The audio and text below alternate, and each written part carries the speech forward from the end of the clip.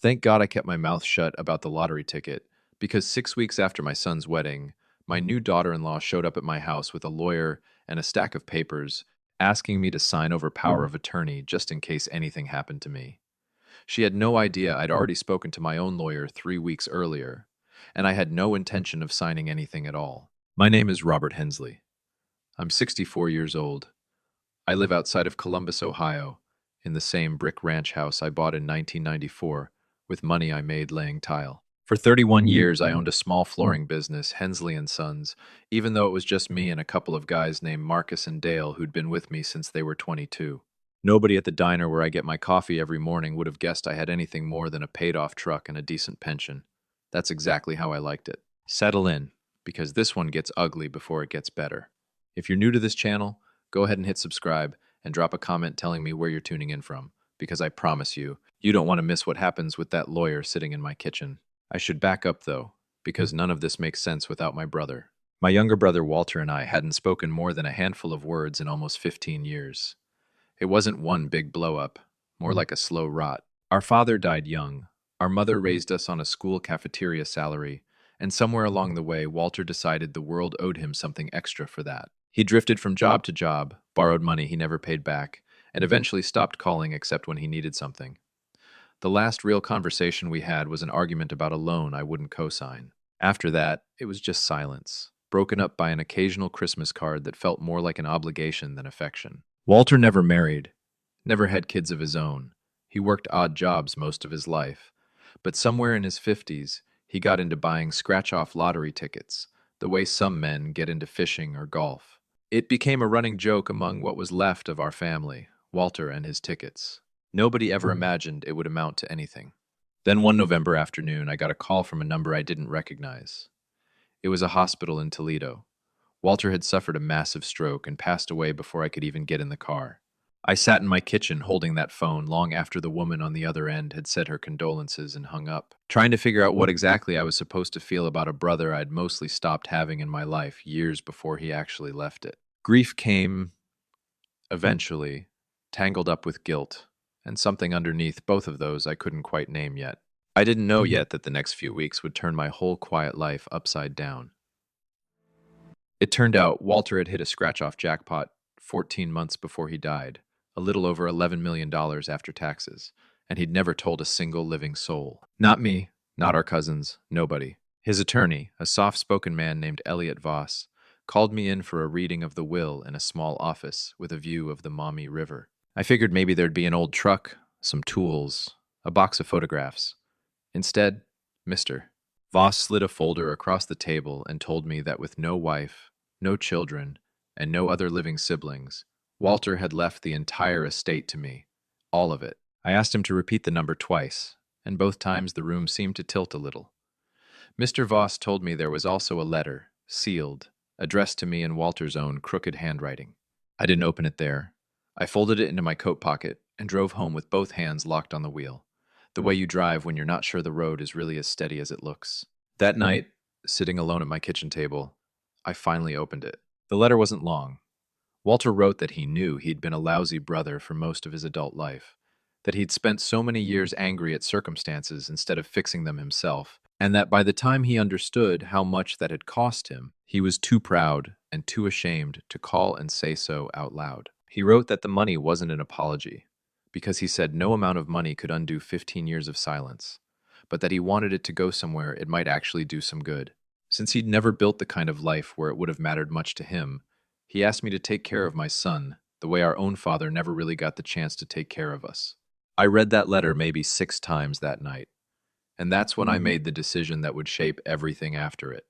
I wasn't going to tell anyone. Not my neighbors, not Marcus or Dale down at the shop, and especially not my son Nathan, who was 4 months away from his wedding day. Nathan had been raised mostly by me and his mother, Carol, until she passed from cancer when he was 19. He grew into a good, steady kid. An electrician by trade, careful with money, quiet like me.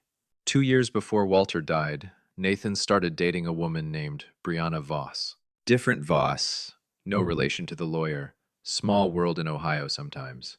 Brianna worked in what she called wealth consulting, though whenever I asked her to explain exactly what that meant day to day, the answer always drifted somewhere vague about helping people plan for their future. She was polished, always put together, always complimenting my garage or my truck or the tile work in my kitchen, like she genuinely admired the labor behind it. The kind of warmth that feels wonderful for the first 30 minutes and starts to feel rehearsed after the second hour. Nathan was crazy about her, and God knows I wanted to be happy for him.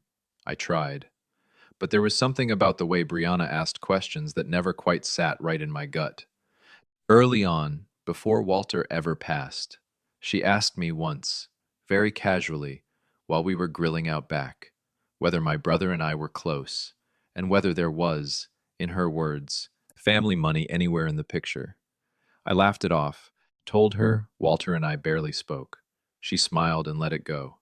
But a month later, she brought it up again, wrapped inside a completely different question about whether Nathan had a trust fund from his mother's side.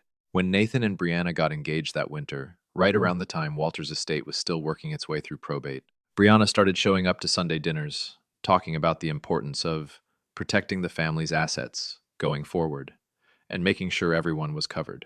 I told myself I was imagining things, that a woman planning a wedding naturally starts thinking about stability.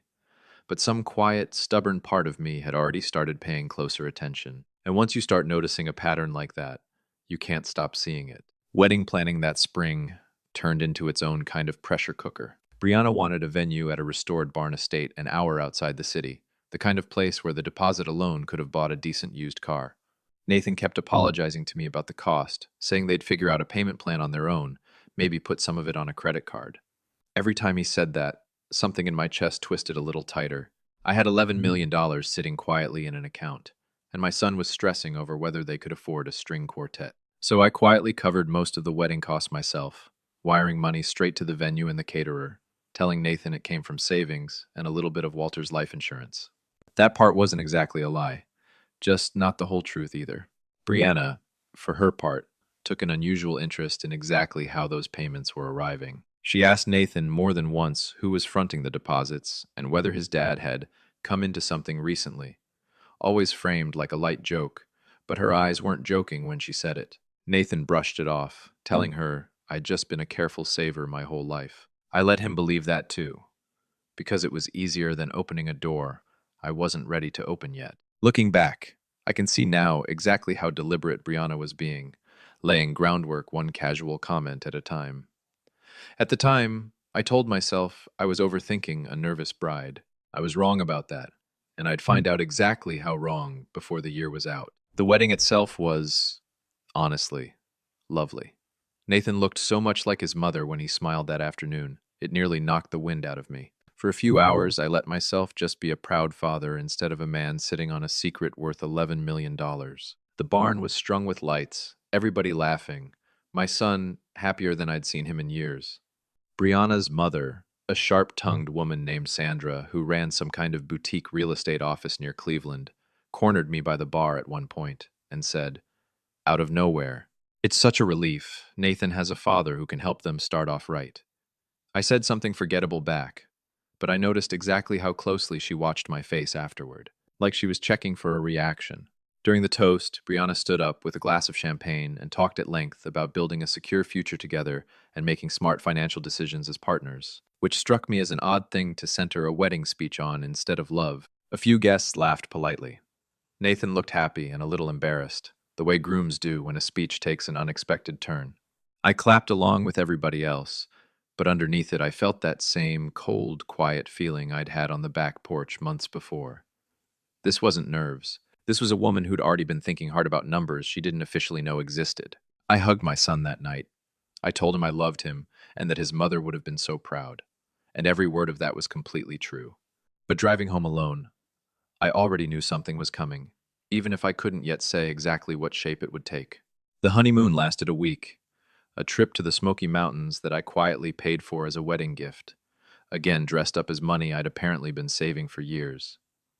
When they got back, something shifted. Brianna started calling me directly. Not Nathan, me, which she'd never really done before. She'd ask if I wanted to grab lunch, or offer to help me organize my finances before tax season gets crazy, things she'd shown zero interest in before the wedding. At first, I told myself this was just a daughter-in-law trying to build a relationship, and some part of me wanted that to be true. But the calls kept coming, always warm, always casual, and always eventually circling back toward the same handful of questions. How was I managing my accounts since retirement? Did I have a good system in place? Had I ever thought about consolidating everything under one advisor for simplicity, maybe someone she could recommend? She said all of it with a smile in her voice, the way you'd ask someone about their garden. But I spent 31 years running a small business, and you learn fast how to spot a supplier trying to soften you up before a price increase. Brianna was doing the exact same thing, just with a nicer manicure. One Thursday evening, she showed up unannounced with a bottle of the wine I liked, sat on my porch for 2 hours, and steered the conversation no less than 4 separate times toward protecting what matters for the whole family. I nodded along and gave her nothing. But that night, sitting at my kitchen table again, the same table where I'd first read Walter's letter, I admitted something to myself. My daughter-in-law knew. I needed to find out exactly how much she knew and how she'd found it out. So I called an old customer of mine, a retired county clerk named Phyllis Duncan, who did occasional background work for local attorneys after she retired. I laid the whole thing out for her over coffee. My brother, the ticket, the 11 million, Brianna's questions creeping in earlier and earlier. Phyllis wasn't surprised at all. She told me probate filings are public record in Ohio, same as almost everywhere, meaning anyone with a little patience and a library card can look up exactly what an estate was worth and who inherited it. It took her 20 minutes at her own kitchen table to pull Walter's filing and confirm the number, just to show me how simple it really was. Then she asked me something that made my stomach drop. She asked exactly when Brianna had started pushing for the engagement. I told her, and Phyllis pulled up the date Walter's estate had gone public, cross-checked it against the local obituary listings. My brother died in November. The filing became public record in mid-December. Brianna started pressuring Nathan to set a wedding date the first week of January. Phyllis looked at me across that table and said quietly, "Robert, I think you need to ask yourself whether this was ever really about your son." I didn't want to believe it. I told myself plenty of young women push for weddings in the new year, that I was building a conspiracy out of a coincidence and a few too many questions on a porch swing. But some part of me, the part that had spent months noticing every small thing, already knew Phyllis was right. I needed real proof before I said a single word to Nathan. Phyllis offered to dig deeper, and I told her to go ahead, because at that point I needed the truth more than I needed my own comfort. It took her about 2 weeks. What she found wasn't just uncomfortable. It was almost textbook. Brianna had been engaged once before, 6 years earlier, to a man named Cole Whitaker, whose family owned a chain of regional car dealerships. That engagement had ended 9 months in, right around the time Cole's father restructured the dealership under a family trust that cut out anyone outside blood relation. There was no lawsuit, no public scene, just a quiet ending that a mutual acquaintance described to Phyllis as Brianna losing interest the moment the money situation got complicated. Phyllis also found a pattern in Brianna's work history. 2 different positions in 5 years at small financial advisory firms, both ending shortly after client complaints about her overstepping boundaries with elderly clients' accounts. Nothing criminal, exactly. Nothing that would hold up cleanly anywhere official.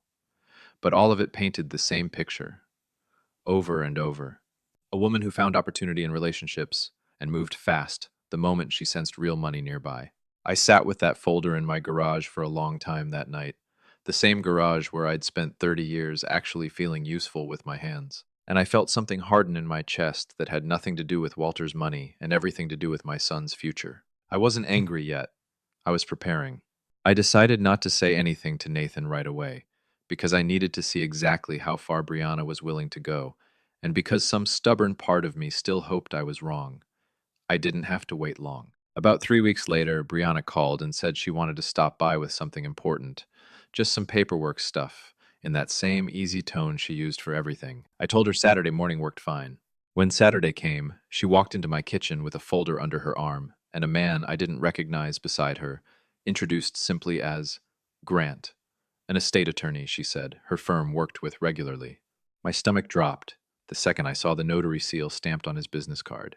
Brianna sat at my kitchen table, the very same table, and slid the folder toward me with a smile that didn't quite reach her eyes. She explained it as a family protection plan, a document that would grant Nathan power of attorney over my accounts in case anything ever happened to me, framed entirely around love and caution and looking out for an aging father-in-law. She even brought up Walter's sudden stroke as an example, said it so gently, like she was genuinely worried, like this whole thing was born purely out of concern. Grant sat quietly at the end of the table with his folder and his stamp, waiting for a signature that would have handed my daughter-in-law's household legal reach into money she wasn't even supposed to know existed.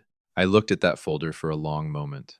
Then I looked up at Brianna and asked her, calmly, if she wanted to know how I'd found out about Cole Whitaker.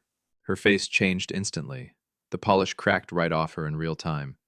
She asked what I was talking about, but her voice had lost that easy, practiced smoothness.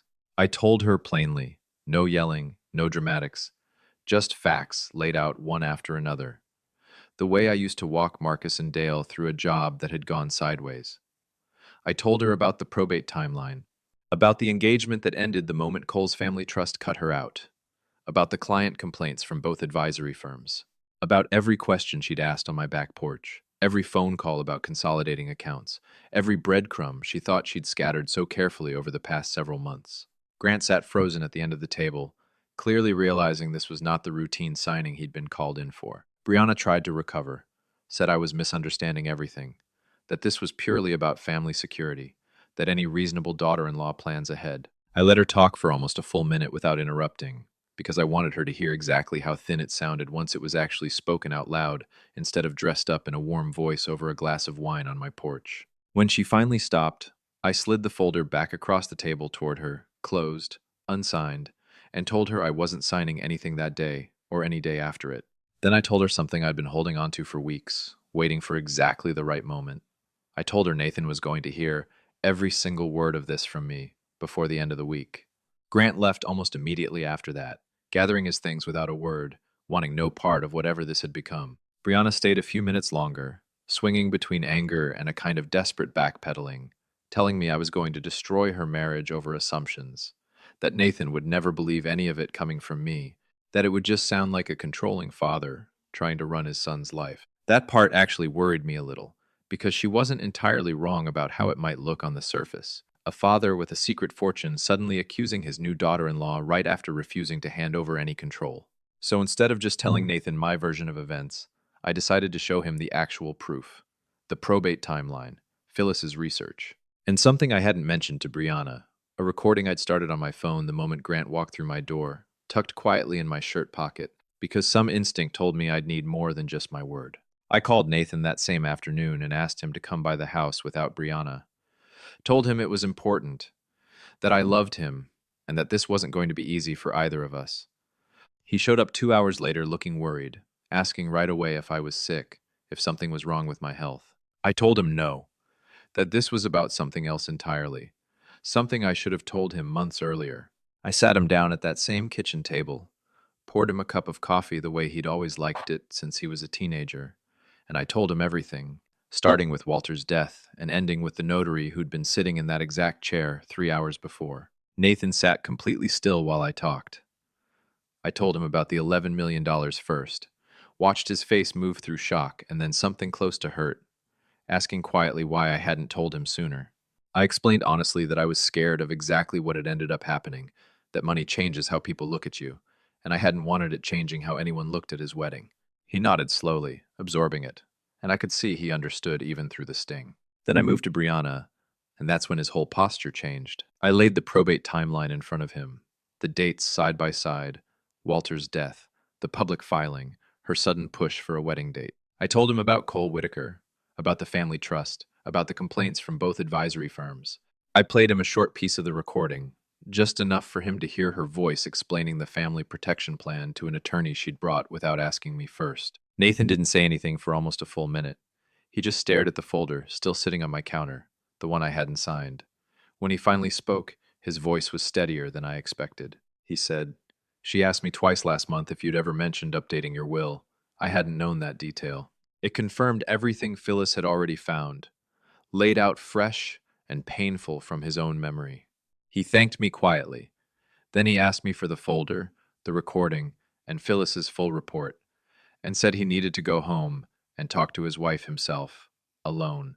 I didn't hear from him for 3 days, and those were 3 of the longest days I'd had since the funeral. When he finally called, his voice sounded worn out but clear, the voice of a man who'd already made a decision and just needed to say it out loud to make it real. He told me the conversation with Brianna had gone about as badly as I'd expected. She denied everything at first, then pivoted to blaming me, calling me controlling and paranoid, trying to twist the whole situation so her behavior looked like a reasonable response to my secrecy. Nathan told her plainly that hiding an inheritance from your own son and secretly investigating your father-in-law's net worth before a wedding date got pushed up were not remotely the same thing, and she didn't have a good answer for that. He also told me her mother, Sandra, had gotten involved, calling him directly to insist he was overreacting, that every family looks out for its future, which only confirmed for Nathan that Sandra had likely known exactly what her daughter was doing the whole time. By the end of that conversation, Nathan told Brianna he needed space, packed a bag, and drove to a friend's place across town instead of going home that night. He told me he wasn't making any final decisions out of anger, that he wanted a clear head first, but that something had broken that he didn't think could be put back together. Not after the folder. Not after hearing her own voice on that recording, explaining herself to an attorney like it was the most normal request in the world. I told him I was proud of him for handling it with a clear head instead of rage. He said something back that stuck with me for a long time. You protected me before I even knew I needed protecting. 4 weeks later, Nathan filed for an annulment, his lawyer explaining that given how quickly things had unraveled and the clear timeline of what Brianna had been after before the marriage even happened, it was a cleaner path forward than a drawn-out divorce. Brianna didn't fight it much once she understood the recording, and Phyllis's report existed as documented evidence, correctly guessing that dragging things out publicly would only make her look worse. Sandra called Nathan a handful more times trying to smooth things over, but he'd stopped answering by then. I sat down properly with Nathan a few weeks after that. No folders, no recordings, just the two of us at my kitchen table on a quiet Sunday afternoon. And I told him the rest of it, the parts I'd rushed past in that first hard conversation. I told him about Walter, about the 15 years of silence between us, about the guilt I still carried for never picking up the phone first. I read him Walter's letter, the whole thing, word for word, and watched my son's eyes well up at an uncle he barely remembered. I told him I wanted to set some of the money aside for him properly, with a lawyer, paperwork done the right way, not hidden, not rushed, and definitely not tied to anyone who hadn't earned his trust yet. He cried a little at that, not from sadness this time, but something closer to relief. He told me he didn't care nearly as much about the money as he cared about the fact that I'd been quietly protecting him the entire time, even when he had no idea there was anything to protect him from. It's been almost a year now since that Saturday morning Brianna walked into my kitchen with an attorney trailing behind her, like she already owned the place. Nathan's doing well, back living close to me, focused on work, talking about maybe going back for his contractor's license someday. We talk almost every day now, real conversations, not the careful surface-level ones we used to have back when I was carrying a secret without even realizing how much that secret was quietly protecting him. I still think about Walter sometimes, about the years we lost to stubbornness and pride on both sides, about the strange way his money ended up doing something he probably never intended when he bought that scratch-off ticket, exposing a woman who would have hurt his nephew if I hadn't stayed quiet long enough to see her clearly first. People sometimes ask if I regret not telling Nathan about the inheritance before the wedding, and the honest answer is no, not for 1 second. If I'd told him, if I'd told anyone, Brianna would have had exactly what she wanted from the very beginning, and I never would have seen who she really was until it was far too late to do anything about it. Staying quiet was never about hiding money. It was about giving the truth enough room to show itself, without me forcing it, without anyone having a reason to perform a kindness they didn't actually feel. Thank God I didn't say anything, because that silence gave me exactly what I needed. Real proof, real clarity, and a son who is safe, single, and finally free to build a life with someone who wants him for who he is, instead of what his father is quietly worth. If you made it this far, you already know this story was never really about the money. It was about paying attention. If it meant something to you, hit that like button, subscribe for more real family stories, and tell me down in the comments what you would have done in my place. I'll see you in the next one.